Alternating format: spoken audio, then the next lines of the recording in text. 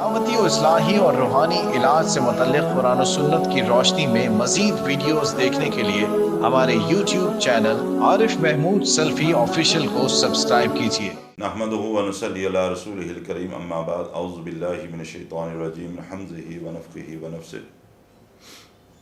کسی دوست کا سوال تھا کہ ایسے کون سے اعمال ہیں کہ جن کی کرنے کی وجہ سے انسان جو ہے وہ جہنم سے بچ سکتا ہے۔ ایک تو بہت آسان سا اس کا جواب ہے کہ انسان اپنی دنیا کی زندگی کو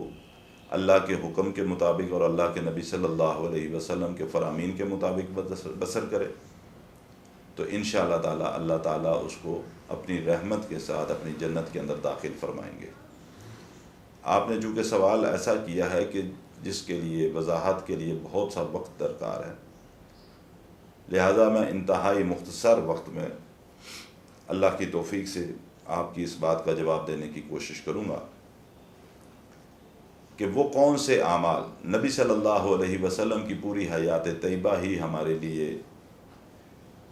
واجب الاطاعت ہے اور ہمیں اس کی اطاعت کرنی چاہیے، لیکن چند ایک باتیں جو اللہ کے نبی صلی اللہ علیہ وسلم نے خاص مواقع پہ ارشاد فرمائیں۔ سب سے پہلی بات یہ کہ انسان کا عقیدہ توحید درست ہونا چاہیے۔ عقیدہ توحید ایک ایسا عقیدہ ہے کہ آپ کے تمام اعمال کی بنیاد یہ عقیدہ ہے، بلکہ دین اسلام کی بنیاد ہی یہ عقیدہ ہے کہ ہم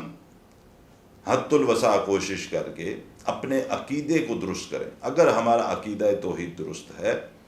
تو ہمارے دیگر اعمال اللہ کے ہاں مقبول ہوں گے، چاہے وہ نماز ہے، روزہ ہے، حج ہے، زکوٰۃ ہے، صدقات ہیں یا نفلی جو بھی ہم عبادات کرتے ہیں، وہ اس صورت میں قبول ہوں گے جب عقیدہ توحید درست ہوگا۔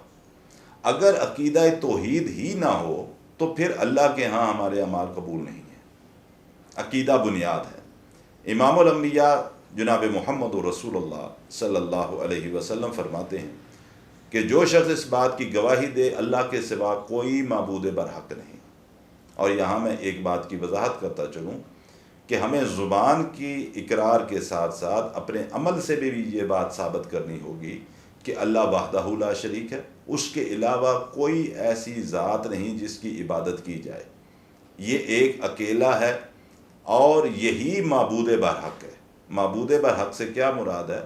کہ اسی ہی کی عبادت کی جا سکتی ہے، اس کے علاوہ کسی کی عبادت نہیں کی جا سکتی، اور محمد صلی اللہ علیہ وسلم اللہ کے رسول ہیں۔ اللہ کے نبی فرماتے ہیں صلی اللہ علیہ وسلم، حرم اللہ علیہ النار، اللہ تعالیٰ اس شخص کے اوپر اپنی جہنم کی آگ کو حرام فرما دیتے ہیں جو اس بات کی گواہی دے کہ اللہ وحدہ لا شریک ہے، معبود برحق ہے، اور میں محمد صلی اللہ علیہ وسلم اللہ کا رسول ہوں، اللہ تعالیٰ اس کے اوپر اپنی جہنم کی آگ کو حرام فرما دیتے ہیں۔ دوسری حدیث یہ بھی مسلم شریف کے اندر ہی موجود ہے۔ حضرت جابر رضی اللہ تعالیٰ عنہ حدیث کے راوی ہیں،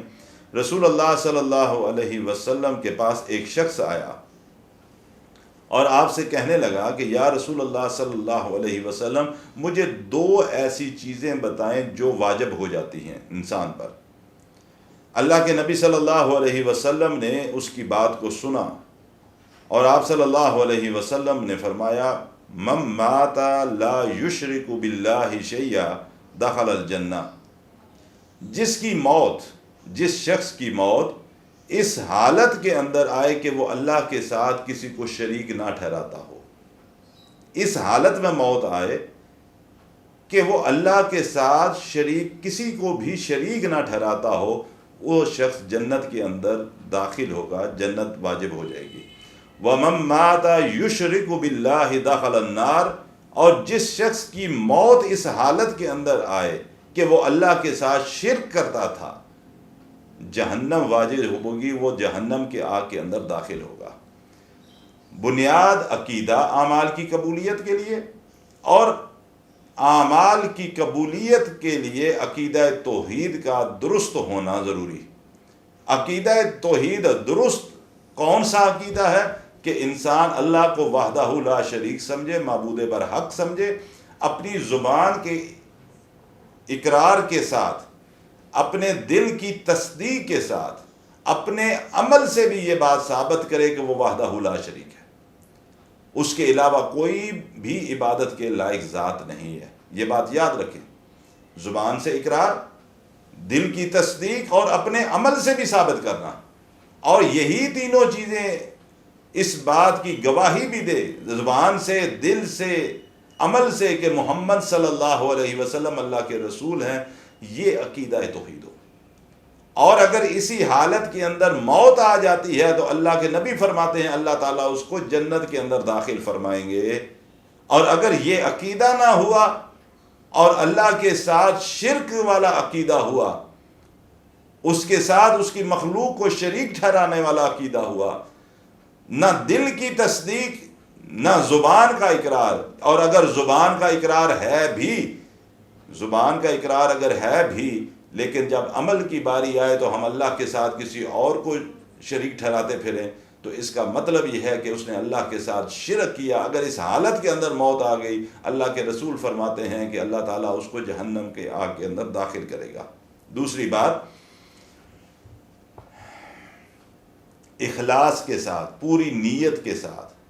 اعمال کرنے کی کوشش کریں۔ آپ جو بھی عمل کرتے ہیں وہ صرف اللہ کی رضا کے لیے ہونے چاہیے۔ اگر اللہ کی رضا کا حصول مقصد نہیں ہے، آپ کے ان اعمال کی کوئی اللہ کے ہاں حیثیت نہیں۔ ایک طویل حدیث ہے، اس کو مختصر کر کے عرض کرنا چاہوں گا۔ اللہ کے نبی فرماتے ہیں صلی اللہ علیہ وسلم، قیامت کے دن اللہ کے سامنے ایک شہید آئے گا جس نے اللہ کی راہ کے اندر جہاد کرتے ہوئے شہادت پیش کی ہوگی۔ دوسرا شخص آئے گا جس کو اللہ تعالیٰ نے بہت زیادہ مال دے رکھا ہوگا۔ تیسرا شخص ایسا آئے گا کہ جو بہت اچھا قاری قرآن تھا، بہت اچھی گفتگو کرنے والا تھا، بہت اچھی تقریریں کرنے والا عالم تھا۔ تینوں کو اللہ تعالیٰ اپنی نعمتیں گنوائیں گے، اور تینوں جو شخص ہوں گے وہ اللہ کی نعمتوں کا اقرار کریں گے۔ اللہ ان سے کہے گا کہ تم نے کیسے زندگی بسر کی؟ ایک نے کہا کہ تیرے راستے میں جہاد کر رہا تھا، اسی حالت میں دشمن کا مقابلہ کرتے ہوئے شہید ہو گیا۔ دوسرا، تو نے مال دیا تھا، ساری زندگی تیرے دیے ہوئے مال کو لوگوں پہ خرچ کرتا رہا، یتیموں کی کفالت کرتا رہا، بیواؤں کو دیتا رہا، دوسرے غریبوں مسکینوں میں بانٹتا رہا۔ تیسرے نے جی تو نے مجھے علم دیا تھا، لوگوں کو میں علم سکھاتا رہا، تقریریں کرتا رہا، تیرے دین کی دعوت لوگوں تک پہنچاتا رہا۔ اللہ تعالیٰ تینوں کے بارے میں فرمائیں گے، اللہ کے رسول فرماتے ہیں، کسی مولوی کا فتویٰ نہیں ہے، اللہ کے رسول فرماتے ہیں اللہ تینوں کو کہے گا تم جھوٹے ہو، تو اس لیے شہید ہوا کہ لوگ تجھے تیرے مرنے کے بعد کہیں کہ بڑا دلیر تھا، بڑا بہادر تھا، اتنی دیر کافروں کے ساتھ لڑتا رہا، اتنیاں گولیاں چلا کے اس کے بعد اللہ کے راستے میں شہید ہوا۔ تیرا مقصد میری رضا نہیں تھا، تو دنیا میں بڑا بننا چاہ رہا تھا۔ دوسرے کو اللہ فرمائیں گے تو مال اس لیے نہیں خرچ کر رہا تھا کہ تو میرا حکم پورا کر رہا تھا، تو اس لیے خرچ کر رہا، تو لوگ تجھے کہیں کہ بڑا سخی ہے جی، بڑا اللہ کی راہ میں خرچ کرنے والا ہے، میں نے تیری دنیا میں عزت بنا دی۔ تیسرے کو اللہ فرمائے گا تو اس لیے تقریریں درس نہیں دیا کرتا تھا، اس لیے قرآن کو لے کے نہیں پڑھتا تھا کہ میرا حکم ہے اس لیے کرتا تھا، تو اس لیے یہ سارے کام کر رہا تھا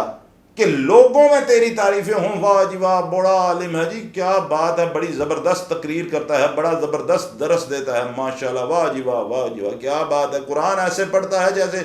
قرآن اتر رہا ہو، سکینت طاری ہو جاتی، واہ جی واہ کیا بات۔ تمہارے مقاصد یہ تھے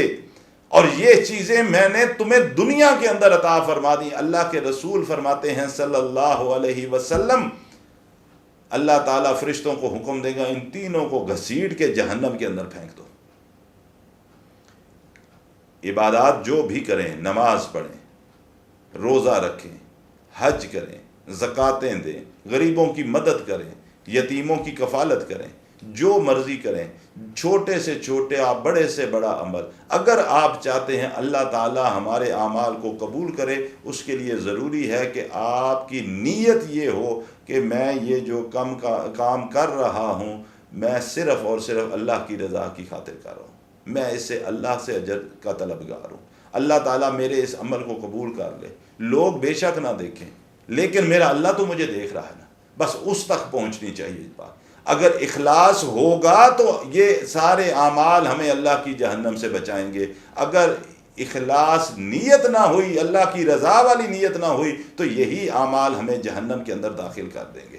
تیسری بات، ہمیں کثرت کے ساتھ دعا کرنی چاہیے، اللہ تو ہمیں جہنم سے بچا۔ ہمیں کثرت سے دعا کرنی چاہیے، اللہ تو ہمیں جہنم سے بنا دے، محفوظ فرما، جہنم سے بچا۔ اللہ کے رسول فرماتے ہیں صلی اللہ علیہ وسلم، جو شخص روزانہ 3 دفعہ اللہ سبحانہ و تعالی سے دعا کرتا ہے، اللہ تو اپنی رحمت سے، اپنی کرم سے مجھے جنت کے اندر داخل فرما۔ اللہ کے نبی فرماتے ہیں صلی اللہ علیہ وسلم، اللہ کی جنت بھی دعا کرتی ہے، اللہ تو اس کو جنت عطا فرما۔ اللہ کے نبی فرماتے ہیں جو شخص روزانہ 3 دفعہ اللہ سے جہنم کی پناہ طلب کرتا ہے کہ اللہ تو مجھے اپنی جہنم سے بچا، تو اللہ کے نبی فرماتے ہیں صلی اللہ علیہ وسلم، جہنم بھی اللہ سے کہتی ہے اللہ تو اس کو مجھ سے بچا، یعنی جہنم میں داخل ہونے سے بچا۔ اللہ کے نبی علیہ الصلاۃ والسلام جب نماز پڑھتے تھے، تشہد کے اندر درود ابراہیمی پڑھتے وقت، درود ابراہیمی کے بعد آپ صلی اللہ علیہ وسلم یہ دعا پڑھا کرتے تھے، اللہم انی اعوذ بک من عذاب القبر، اللہ تو مجھے قبر کے عذاب سے بچا۔ اللہم انی اعوذ بک من عذاب جہنم، اللہ مجھے جہنم کے عذاب سے بچا۔ میرے بھائیوں، میں اسی لیے یہ بات کہتا ہوں، وہ ہستی جن سے گناہوں کا تصور بھی نہیں ہے، وہ اتنی اللہ سے دعائیں مانگ رہے ہیں، اور میں اور آپ ہم کیا کرتے پھر رہے ہیں؟